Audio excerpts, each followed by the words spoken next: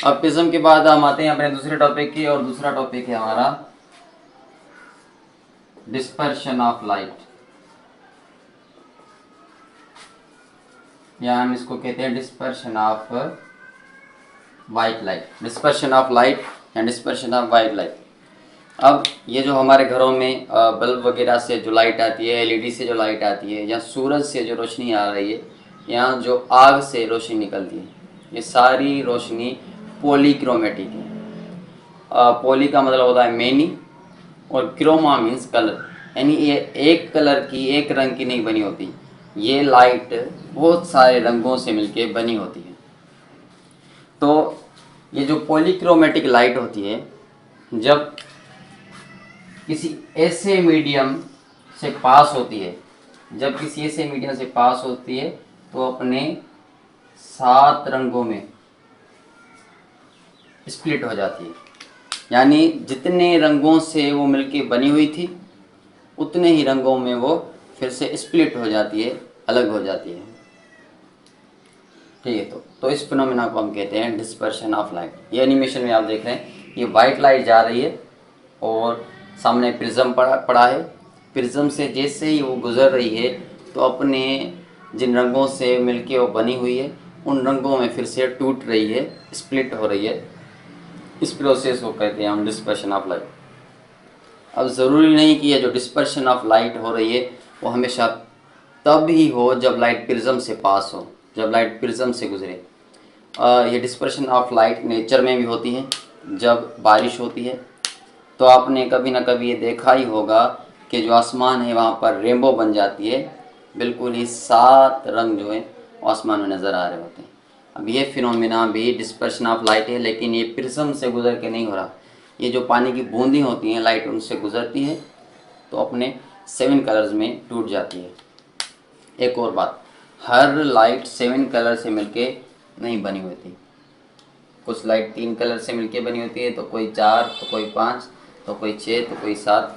लेकिन जो सूरज से आने वाली लाइट है, इस वक्त ये जो सूरज से डायरेक्ट सनलाइट आ रही है, ये 7 रंगों से मिलके बनी हुई है।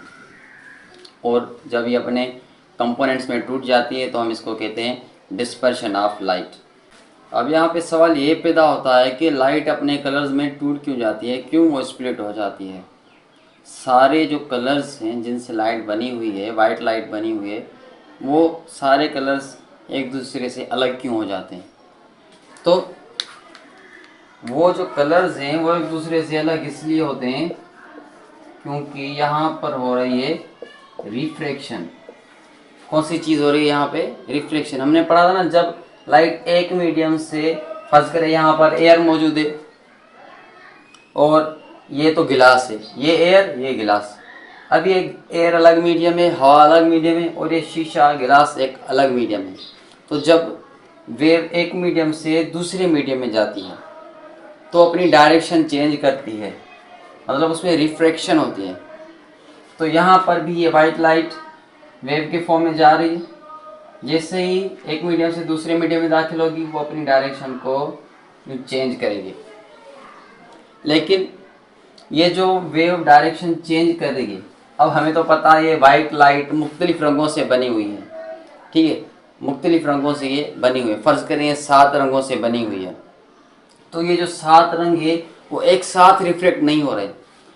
कुछ में रिफ्रैक्शन ज़्यादा हो रही है, कुछ में रिफ्रैक्शन कम हो रही है, कुछ में और कम, कुछ में और कम, कुछ में और कम हो रही है रिफ्रैक्शन।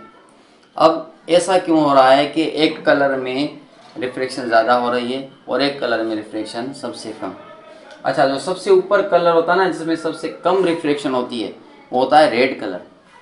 अब इसमें रिफ्रैक्शन सबसे कम इसलिए हो रही है क्योंकि जो इसकी वेवलेंथ है वो सब कलर से ज़्यादा है। सूरज की रोशनी 7 रंगों से बनी हुई, और जब हम उसको प्रिज्म से गुजारेंगे तो वो 7 रंगों में टूट जाएगी, स्प्लिट हो जाएगी, और सबसे ऊपर जो कलर होगा वो रेड कलर होगा, क्योंकि उसकी वेवलेंथ सबसे ज़्यादा है।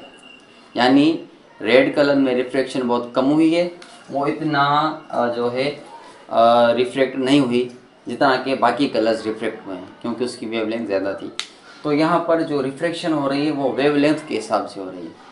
जिसकी वेवलेंथ सबसे ज़्यादा उसमें रिफ्रैक्शन सबसे कम, वेवलेंथ ज़्यादा refraction come.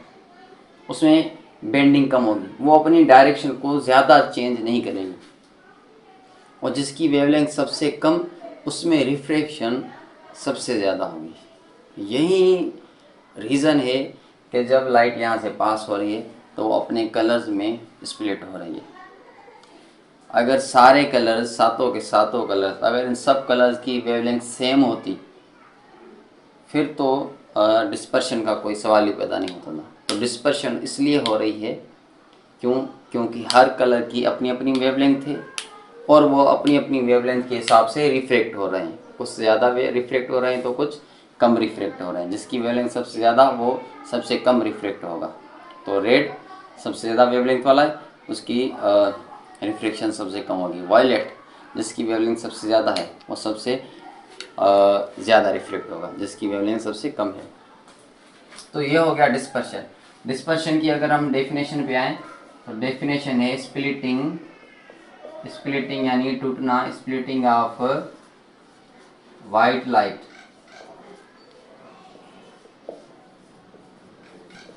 Splitting of white light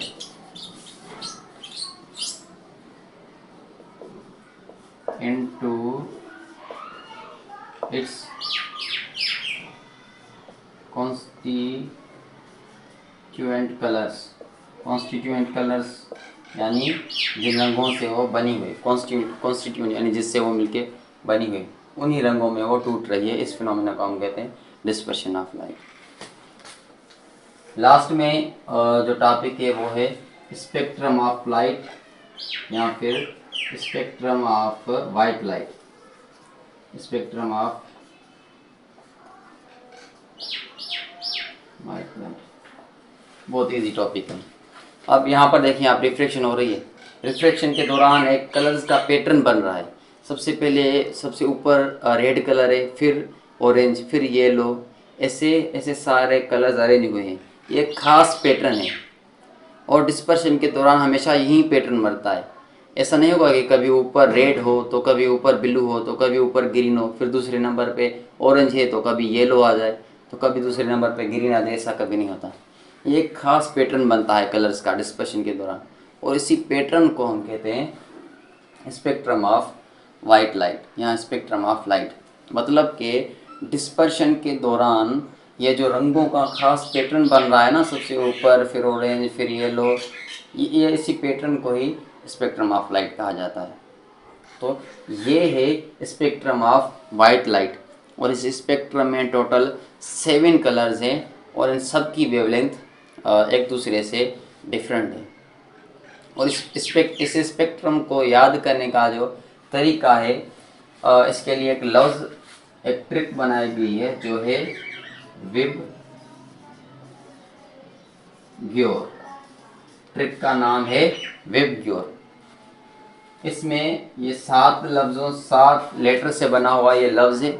और सबसे पहले अगर आप आर देखें तो ऊपर आर शो कर रहा है रेड कलर को, फिर ओ है, ओ शो कर रहा है ऑरेंज कलर को, फिर वाई शो कर रहा है येलो कलर को, जी शो कर रहा है ग्रीन कलर को, बी शो कर रहा है ब्लू कलर को, आई शो कर रहा है इंडिगो कलर को, और वी शो कर रहा है वायलेट कलर को। यानी अगर कभी भी आपको वाइट लाइट का स्पेक्ट्रम जहन से उतर जाए तो ये लफ्ज़ विब ग्योर, इसकी मदद से आप स्पेक्ट्रम याद कर सकते हैं।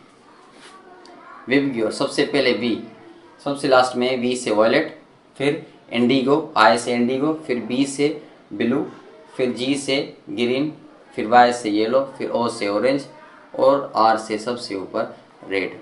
ये पूरा है spectrum of light. I hope ये टॉपिक आपको समझ में आया होगा। पहले हमने प्रिज्म समझा, फिर डिस्पर्शन ऑफ लाइट, फिर स्पेक्ट्रम ऑफ लाइट। एक बार इसको रिवाइज कर लेते हैं।